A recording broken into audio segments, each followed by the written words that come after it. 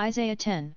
Woe to those enacting crooked statutes, and writing oppressive laws, to keep the poor from getting a fair trial, and to deprive the needy among my people of justice, so that widows can be their spoil, and they can plunder the fatherless.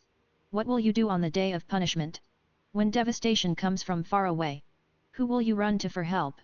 Where will you leave your wealth? There will be nothing to do, except crouch among the prisoners, or fall among the slain.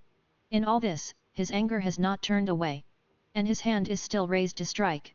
Assyria, the instrument of wrath. Woe to Assyria, the rod of my anger. The staff in their hands is my wrath.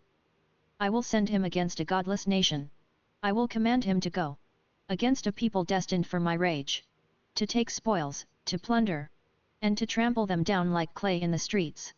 But this is not what he intends. This is not what he plans.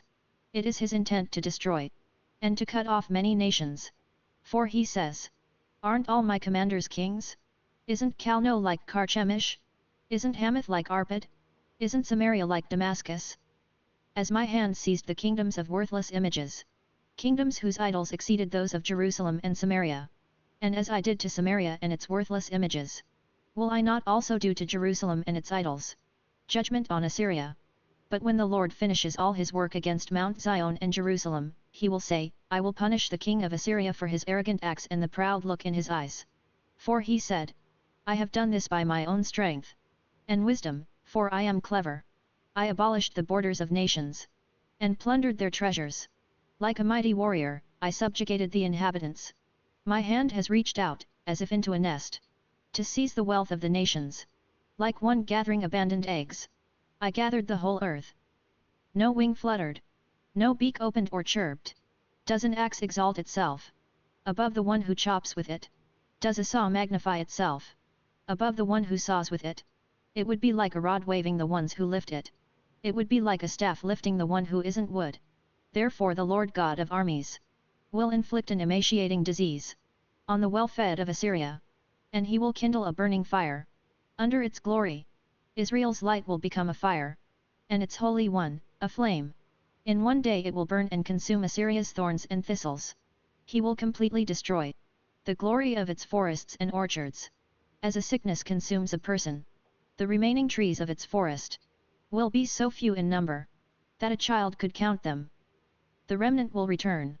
On that day the remnant of Israel and the survivors of the house of Jacob will no longer depend on the one who struck them, but they will faithfully depend on the Lord, the Holy One of Israel.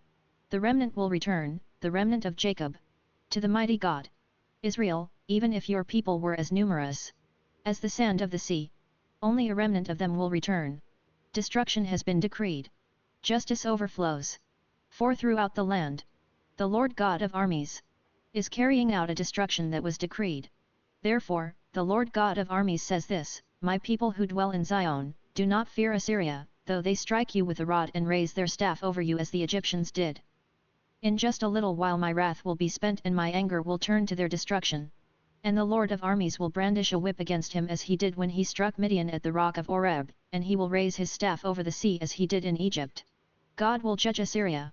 On that day, his burden will fall from your shoulders, and his yoke from your neck. The yoke will be broken because your neck will be too large. Assyria has come to Aaoth, and has gone through Migron, storing their equipment at Michmash. They crossed over at the ford, saying, we will spend the night at Geba. The people of Ramah are trembling. Those at Gibeah of Saul have fled. Cry aloud, daughter of Gallim.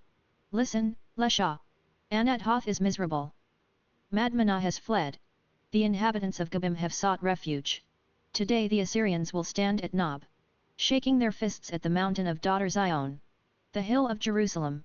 Look, the Lord God of armies will chop off the branches with terrifying power, and the tall trees will be cut down, the high trees felled.